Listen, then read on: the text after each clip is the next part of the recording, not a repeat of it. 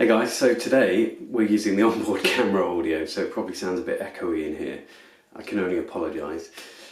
I'm doing a new desk setup today, so I'm going to have to take this desk apart. It's really messy. Have a look at this. This is my nerd room. It's really messy. So I'm going to be doing a little time lapse taking all this stuff apart, and we're going to be putting in a new desk. It's a sit-stand desk, because I sit down all day at work. I want to be able to come home, stand up for a little bit, and then sit down at my desk, because that's what I like doing, working on my computer. So, yeah, I'll just get on with it. It'll be a time lapse. But we're also going to be sorting out the workshop. It's just my spare bedroom, that's all. Alright, I'll carry on. So I've had this desk for about 10 years, I think, maybe longer than that. And it's been here in situ for about 4 years, I think. So where the legs are, the carpet's completely sort of flat, which is kind of annoying, but it's a mess, isn't it? What a waste of time. There are no screws in the box.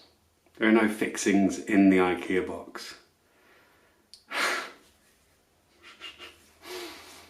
So I've just taken my desk apart for nothing.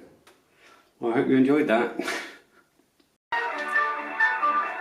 I'm on the phone to IKEA customer services.